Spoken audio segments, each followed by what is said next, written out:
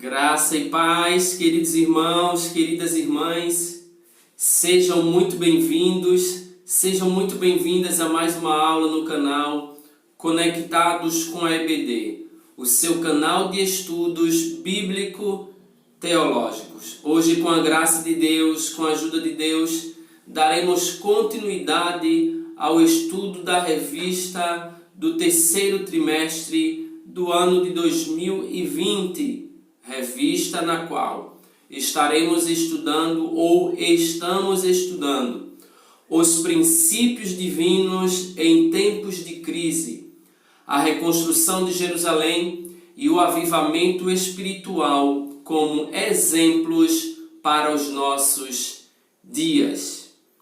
Especificamente falando, hoje estudaremos a lição de número 9, para o dia 30/8/2020. Como vencer as oposições à obra de Deus. Repetindo o título, como vencer as oposições à obra de Deus. Antes de iniciarmos esta aula, claro, eu já quero te pedir, gostou do vídeo? Já dar o seu joinha. Também você pode fazer seus comentários. E principalmente, compartilhe este vídeo com outras pessoas. Seja canal de bênção, canal de Deus para abençoar outras vidas compartilhando este vídeo. E claro, se ainda não se inscreveu, inscreva-se no canal e ative os sininhos para receber as notificações de tudo que nós postarmos no canal Conectados com a EBD. Sem mais delongas, vamos iniciar a nossa aula em nome de Jesus. O texto áureo da nossa lição encontra-se na carta de Paulo aos Romanos, capítulo 8, versículo de número 37. Repetindo, texto áureo, Romanos, capítulo 8, versículo de número 37, que nos diz: mas em todas estas coisas somos mais do que vencedores por aquele que nos amou. A nossa verdade prática nos diz o seguinte: quando depositamos nossa confiança em Deus, descobrimos que Ele é muito maior do que todos os obstáculos que encontramos. Eu quero repetir mais uma vez esta verdade prática. Quando depositamos nossa confiança em Deus, descobrimos que Ele é muito maior do que todos os obstáculos que encontramos. O texto base, a leitura bíblica desta lição, na verdade são dois textos. Primeiro texto, 3 referências realmente. Neemias capítulo 8, capítulo 4, melhor dizendo, Neemias capítulo 4, versículo 8 ao versículo de número 20, logo após, primeira epístola de João, capítulo 4, versículo 4, e capítulo 5 e versículo 5. Neemias 4, 8 nos diz o seguinte: e ligaram-se entre si todos para virem atacar Jerusalém e para os desviarem do seu intento. Porém, nós oramos ao nosso Deus e pusemos uma guarda contra eles de dia e de noite por causa deles. Então disse Judá: já desfaleceram as forças dos acarretadores e o pó é muito, e nós não poderemos edificar o muro. Disseram, porém, os nossos inimigos: nada saberão disso, nem verão, até que entremos no meio deles e os matemos. Assim faremos cessar a obra. E sucedeu que, vindo os judeus que habitavam entre eles, 10 vezes nos disseram que todos os lugares tornavam a nós.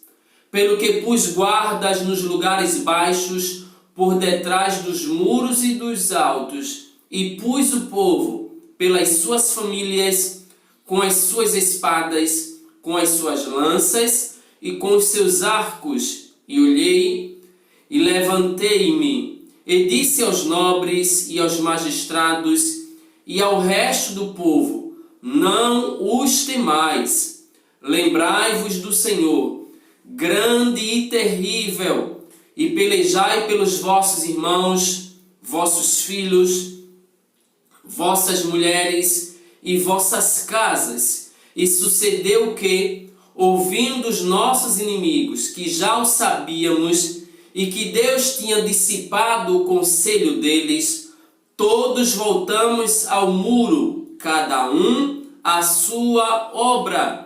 E sucedeu que desde aquele dia, metade dos meus moços trabalhava na obra, e a outra metade deles tinha as lanças, os escudos, os arcos e as couraças. E os chefes estavam por detrás de toda a casa de Judá, os que edificavam o muro, e os que traziam as cargas, e os que carregavam. Cada um com uma mão fazia a obra, e na outra tinha as armas. Versículo de número 18. E os edificadores, cada um trazia a sua espada, cingida aos lombos, e edificavam. E o que tocava a trombeta estava junto comigo. E disse eu aos nobres e aos magistrados e ao resto do povo: grande e extensa é a obra, e nós estamos apartados do muro, longe uns dos outros.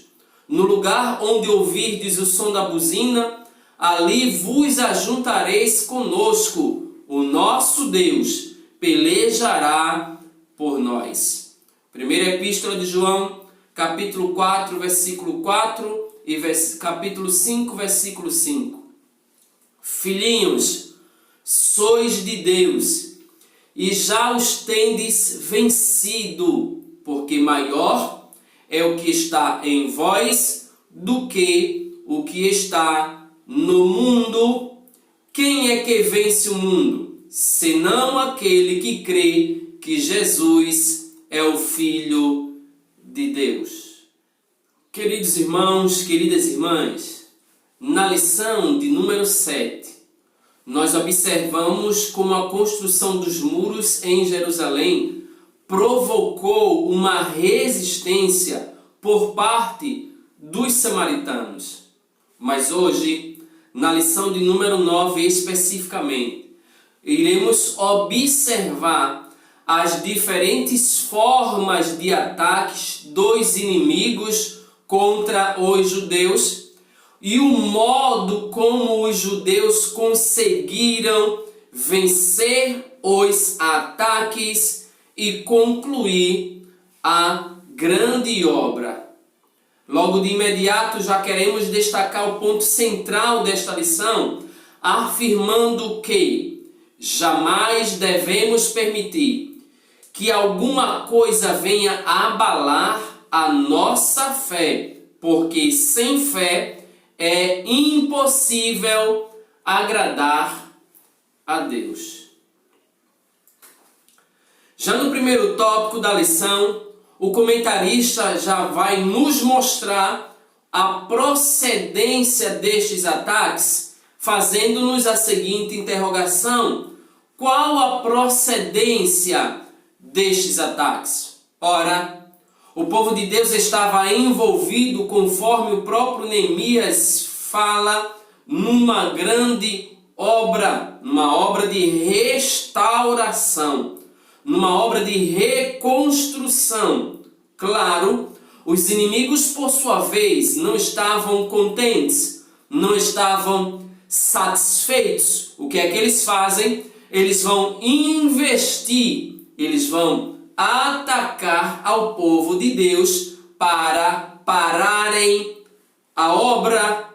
Ora, e o que é que a Bíblia vai nos falar sobre estes ataques. O que é que a Bíblia revela sobre a força destes ataques? É simples. A Bíblia diz: não temos que lutar contra carne e sangue, mas sim contra os principados, contra as potestades, contra os príncipes das trevas deste século, contra as hostes espirituais da maldade nos lugares celestiais. Efésios capítulo 6, versículo de número 12. Portanto, diante disto, simplesmente nós afirmamos que a Bíblia revela a verdadeira força por trás desses ataques. A Bíblia vai revelar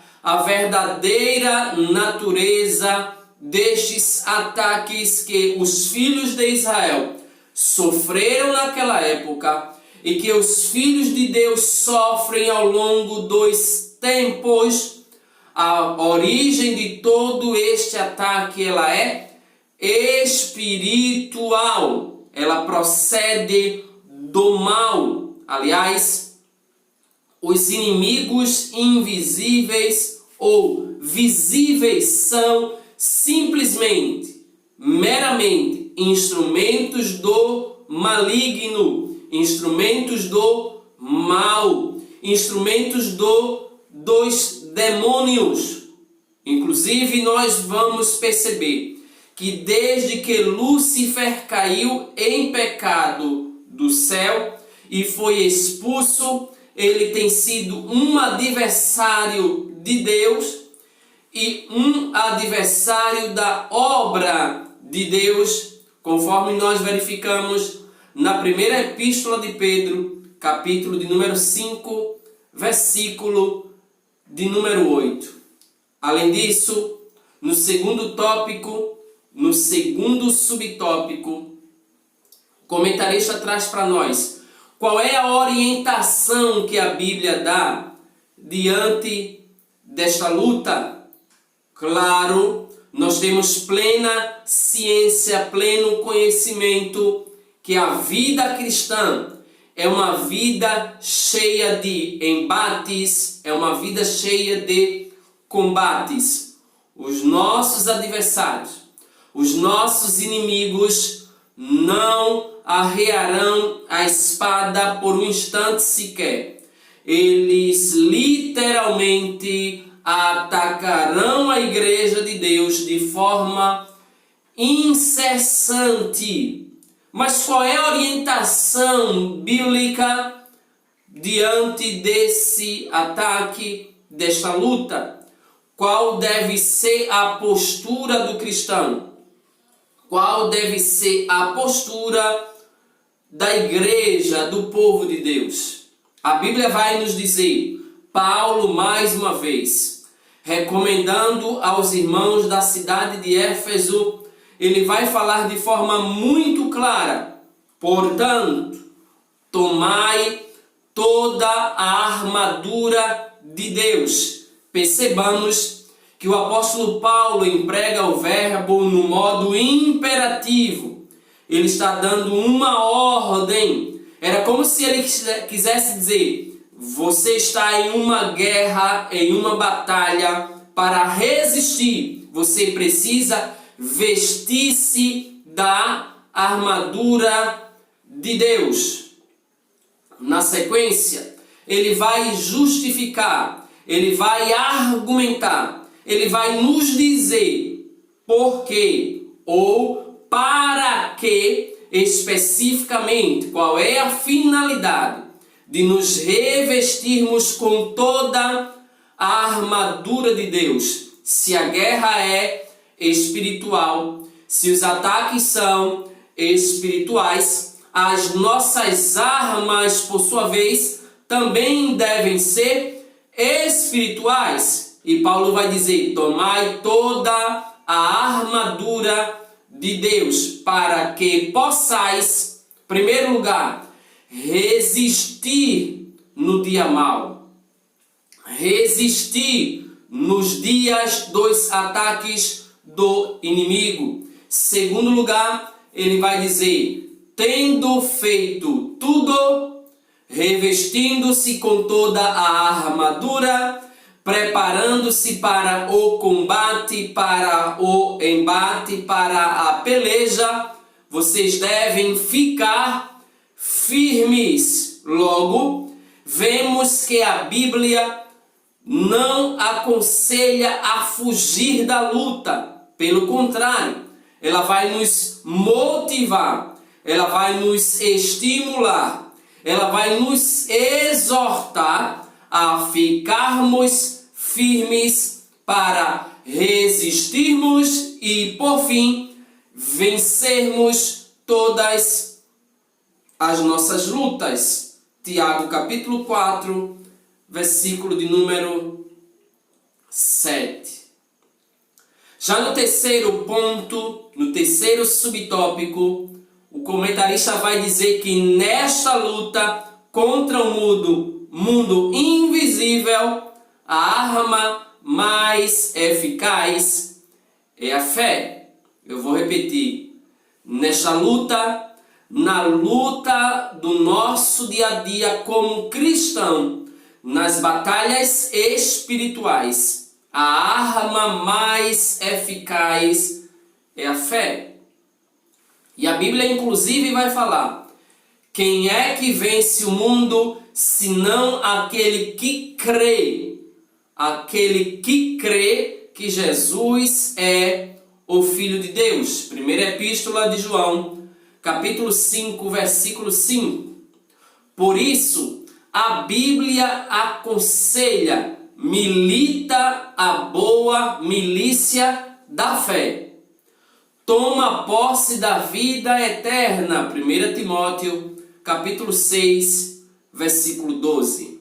Pela fé, nós experimentamos a operação do Espírito Santo em nossa vida. Gálatas, capítulo 3, versículos 2 e 5. Jamais devemos permitir que alguma coisa venha abalar a nossa fé.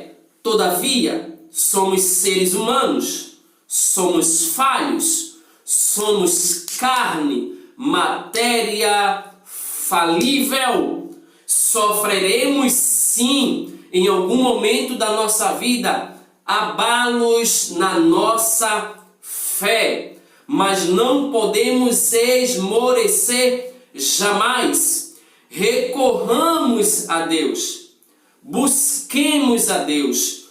Por mais que sejamos abalados, não percamos em definitivo a fé. Sabe por quê? Porque sem fé é impossível agradar a Deus. Hebreus capítulo 11, versículo de número 6. Devemos, mesmo diante das dificuldades, mesmo diante das angústias, mesmo diante das investidas dos nossos inimigos, que podem ser maiores e mais poderosos, mas não devemos temer, mas crer somente. Sabe por qual razão? Os inimigos podem ser maiores, os inimigos podem ser mais poderosos, todavia, maior, acredite, é o que está conosco. Maior é o que está contigo.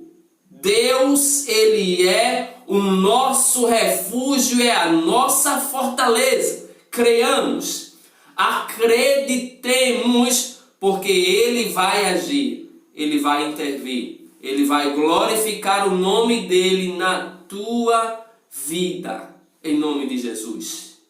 Logo, não devemos dar lugar ao diabo, mas acreditar tão somente que o nosso Deus ainda continua tendo o controle de todas as coisas na palma da sua mão. Nesta luta, como falamos anteriormente, as armas devem ser espirituais. Segunda carta de Paulo aos Coríntios, capítulo 10, versículo de número 4. Se a luta é espiritual, as armas devem também ser espirituais. Por quê? Só as armas espirituais atingem e alcançam os nossos reais inimigos.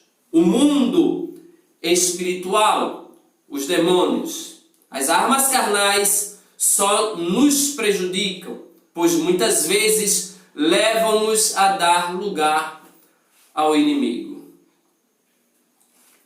Sintetizando este tópico, nós simplesmente vamos afirmar que a nossa luta é, antes de tudo, espiritual, e os inimigos visíveis são meramente instrumentos dos demônios, os quais nos atacam. No entanto, as nossas armas também são espirituais, pois não lutamos contra carne e sangue. No segundo tópico da lição, o comentarista ele vem falar-nos que o inimigo procura atingir a nossa fé. É estratégia do mal. Ele sabe que se atingir a nossa fé, evidentemente ele comprometerá todo o nosso crescimento, todo o nosso desempenho. Ele sabe que não agradaremos a Deus. Sem fé é impossível agradar a Deus. E quais são as armas que ele utiliza para atingir o povo de Deus? Quais foram as armas que ele utilizou para atingir e paralisar a obra na qual o povo estava envolvido? O inimigo, ele vai utilizar-se de várias armas. Em primeiro lugar, o inimigo vai atacar com a arma do desprezo. Diziam para os judeus: que fazem estes fracos judeus? Eles desprezam, eles ignoram, eles menosprezam. De fato, nós precisamos ter consciência. Somos fracos, pequenos, desprezíveis, mas isto não é razão para nos subestimarmos, para sermos também subestimados. Paulo disse, e nós precisamos compreender isso: quando estou fraco, então sou forte. Paulo compreendia muito bem que a sua força não procedia dele. A igreja de Deus, o povo de Deus também precisa ter a mesma consciência. Somos fracos sim, mas servimos a um Deus que é grande e que não apenas é poderoso, mas é o Todo-Poderoso. Por isso, o crente, ele é tentado a se comparar com o inimigo, mas isto é um grande perigo, é um equívoco. Foi esta tentação que derrubou Israel. Lembremos-nos que quando os 10 espias disseram: não poderemos subir contra aquele povo, eles estão estabelecendo uma relação comparativa. Eles vão dizer: porque este povo é mais forte do que nós. Números capítulo 3, versículo de número 31. Os israelitas, desta forma, recusaram-se a subir, recusaram-se a dar ouvidos à mensagem de fé transmitida por Caleb, que dizia: certamente prevaleceremos contra ela, contra esta nação. O que era que fazia com que Caleb acreditasse que Israel prevaleceria contra os seus inimigos? Simples, a fé no Deus Todo-Poderoso.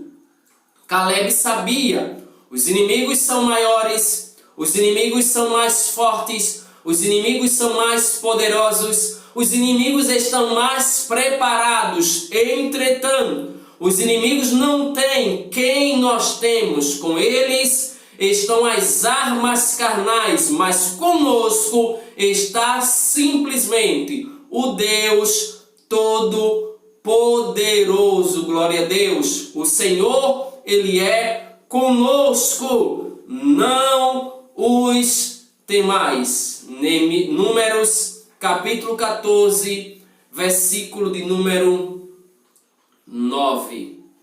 Além do desprezo, os inimigos de Israel, dos judeus, eles também vão utilizar-se da arma chamada escárnio. Neemias 4, 3 e 4, Jeremias 27, Salmo 79, 4. Isso vai se repetindo ao longo da história dos filhos de Israel e da igreja também, do povo de Deus de uma forma geral. Aliás, o escárnio nada mais é que uma arma que os inimigos da obra de Deus têm utilizado sim em todos os tempos.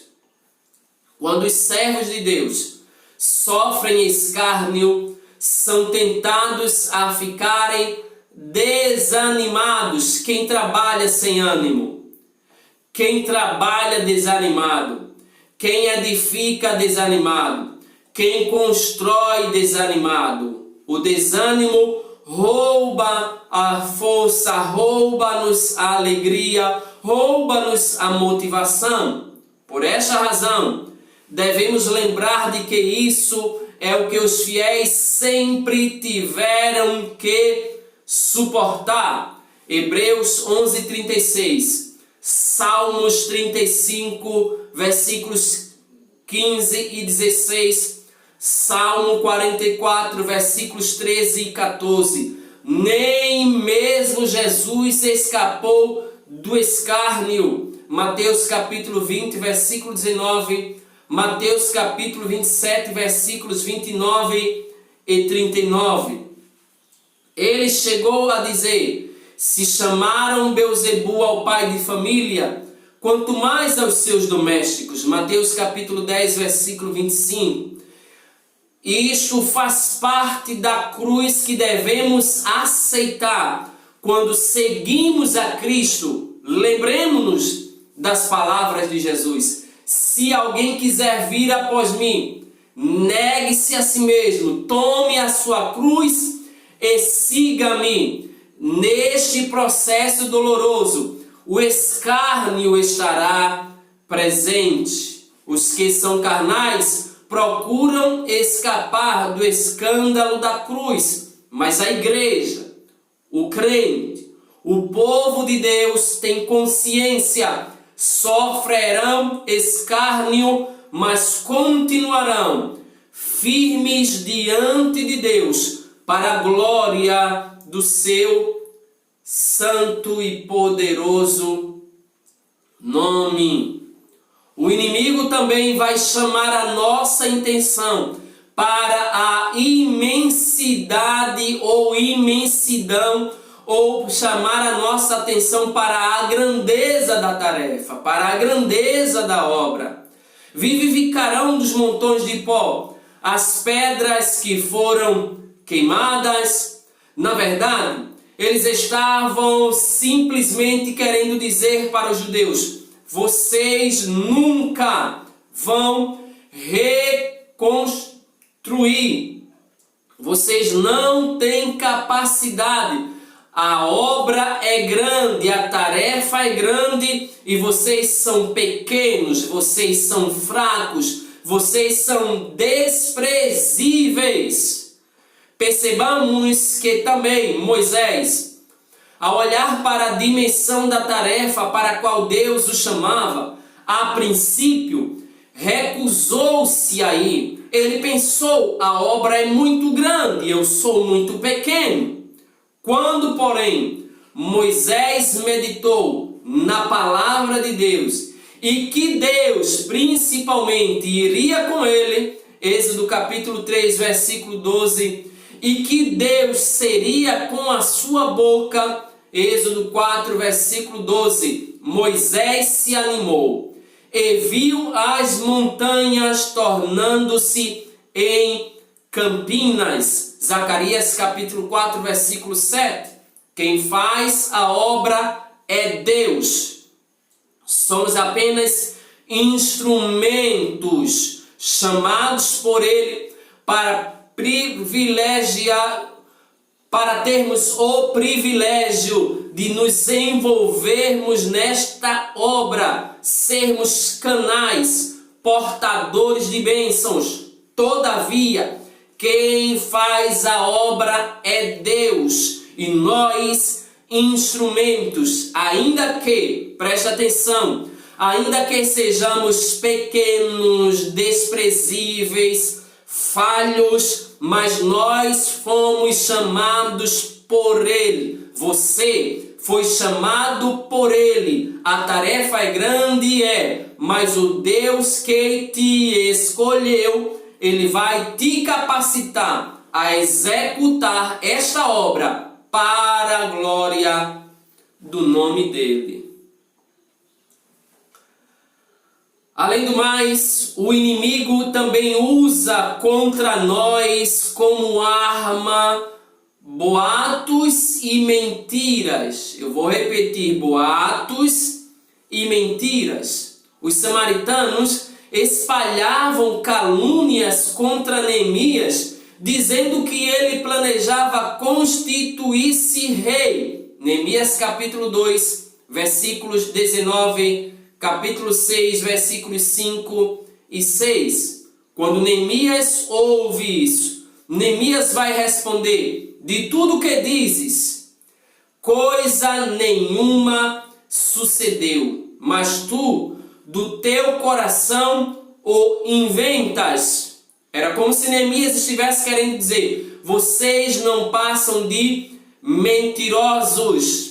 Vocês estão espalhando boatos porque querem comprometer a minha honra. Vocês querem fazer com que nós desistamos desta grande obra. Paulo também escreveu: tornando-nos recomendáveis em tudo, por honra e por desonra, por infâmia e por boa fama. Segunda carta de Paulo aos Coríntios, capítulo 4, versículos 4 ao 8.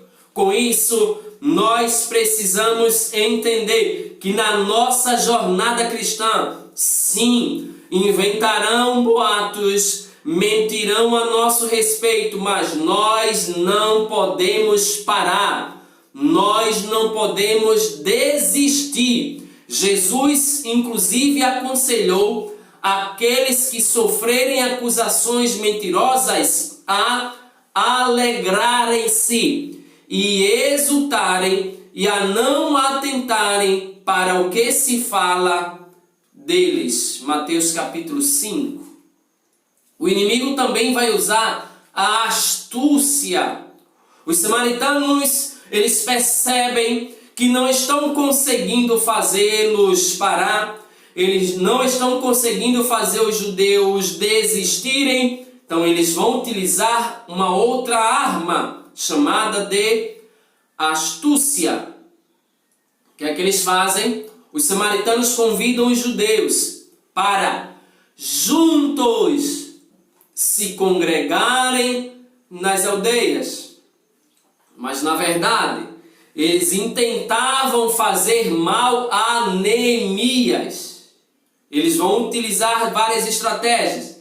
Eles veem que não estão logrando, não estão conseguindo êxito. Eles vão insistir na proposta, mas o convite repetidamente foi recusado por Neemias. E olha que resposta interessante de Neemias. Neemias olha para ele e diz: olha, vocês estão tentando, mas eu não posso perder tempo.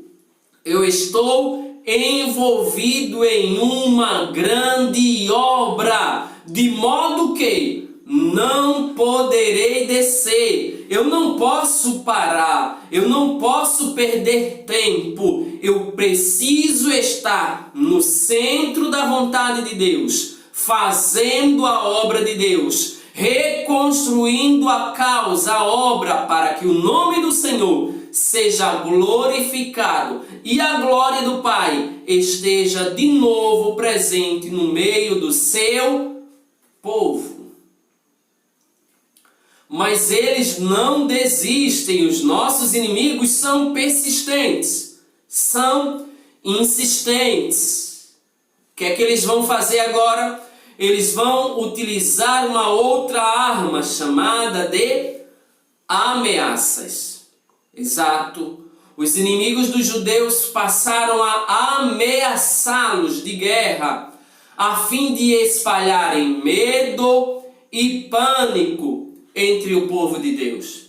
Porém, Neemias falou: oramos ao nosso Deus e pusemos guarda contra eles. Oh, glória! Neemias diz: nós vamos orar, mas nós vamos continuar vigilantes, vamos estar de prontidão, ferramenta em uma mão, ferramenta de trabalho na obra em uma mão, e a espada na outra mão. Os judeus não atacaram os samaritanos, mas defenderam a sua área de trabalho. Neemias 4, versículos 13 ao 20. Sintetizando este tópico, nós simplesmente afirmamos que o inimigo utiliza as ferramentas do desprezo, da mentira e do escárnio, mas é importante entender que isso faz parte da cruz que devemos aceitar quando seguimos ao nosso Cristo, ao nosso Jesus.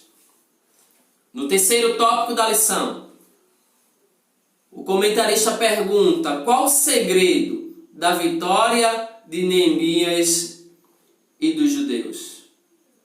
É simples. No primeiro ponto ele diz que os judeus venceram porque tinham certeza de que estavam na vontade de Deus. Oh, glória! Eu vou repetir. Os judeus venceram porque tinham certeza de que estavam na vontade de Deus. Neemias disse aos seus inimigos: o Deus dos céus é o que nos fará prosperar. Percebamos que o verbo empregado por Neemias está no modo indicativo, expressando uma certeza. Ele vai dizer: o Deus dos céus é o que nos fará prosperar. Neemias não tinha sombra de dúvidas. Ele sabia que a obra era grande, que as dificuldades eram proporcionalmente grandes. Entretanto, o Deus de Israel, o Deus da igreja, ele é maior do que todos os nossos inimigos, do que todos os nossos problemas. Por isso que Neemias afirmou categoricamente: nós iremos prosperar, porque quem nos fará prosperar é o nosso Deus. Neemias sabia que o Senhor o havia enviado para Jerusalém e que pelejava por eles. Esta certeza nos guarda de precipitações. Provérbios capítulo 29, versículo 20. Também nos guarda de falarmos palavras impensadas. Salmo 106, 33, Eclesiastes 7, 9 e Provérbios 25, 11.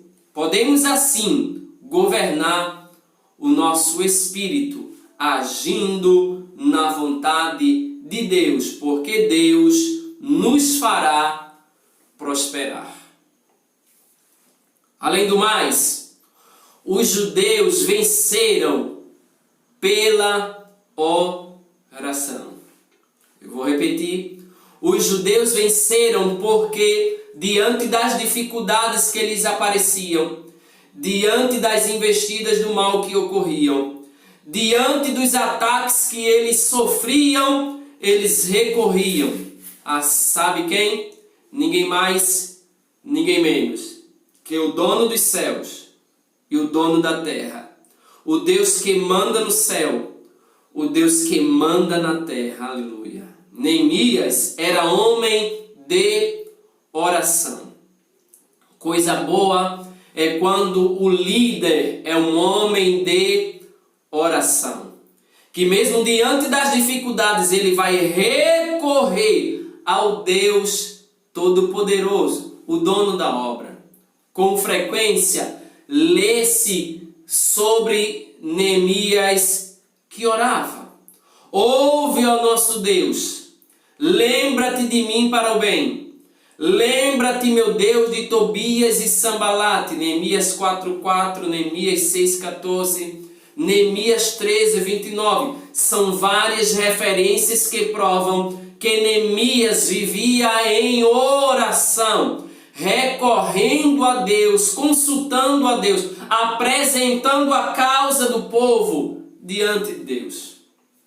Aquele que ora, coloca a sua dificuldade diante do Senhor, que quer e pode resolvê-lo.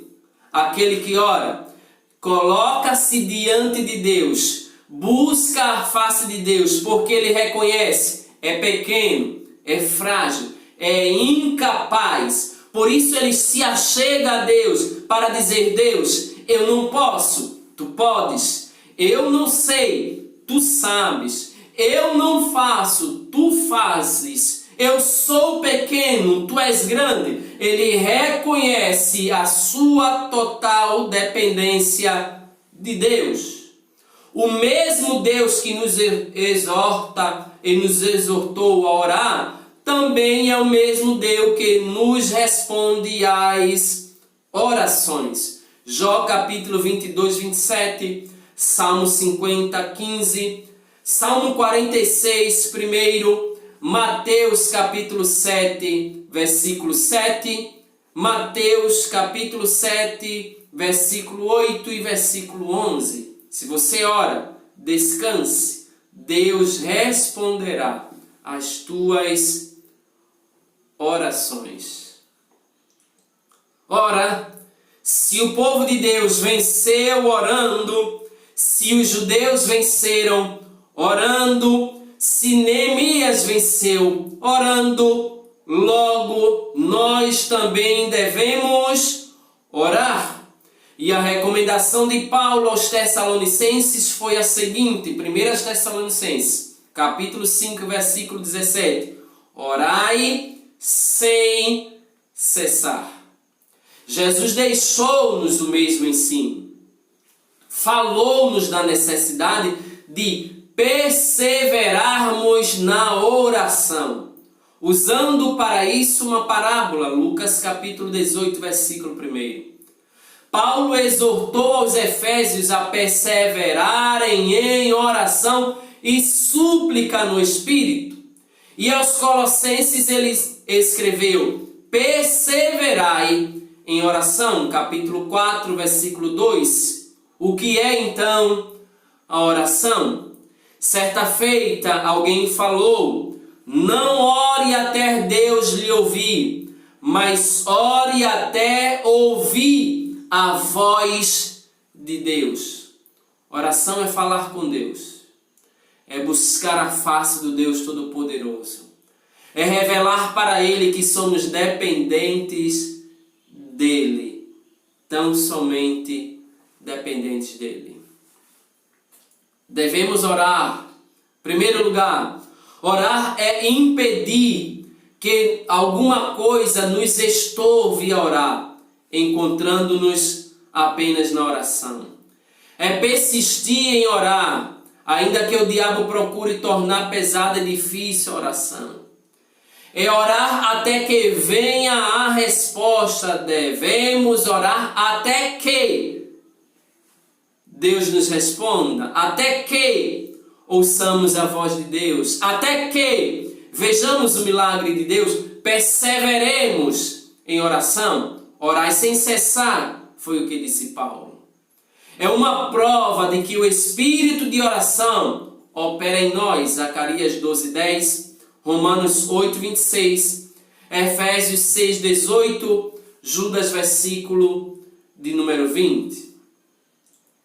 Sintetizando este tópico, Neemias sabia que o Senhor o havia enviado para Jerusalém e que pelejava por eles. Esta certeza, acompanhada do compromisso com a oração, foram importantes para que o servo do Senhor alcançasse êxito na sua missão. E assim, nós concluímos esta lição afirmando que os nossos inimigos não vão parar de investir para fazer a igreja do Senhor parar. Para isso, utilizarão todas as armas possíveis, mas a igreja de Cristo tem as armas necessárias para vencê-los. Que armas são estas? Louvor, oração, palavra de Deus. E assim, queridos irmãos, nós finalizamos esta lição, nós finalizamos esta aula, mas nos encontraremos em breve na lição de número 10, para o dia 6 de setembro, quando estudaremos o título Provai se os Espíritos são de Deus. Deus te abençoe, muito obrigado, a paz do Senhor e até a próxima.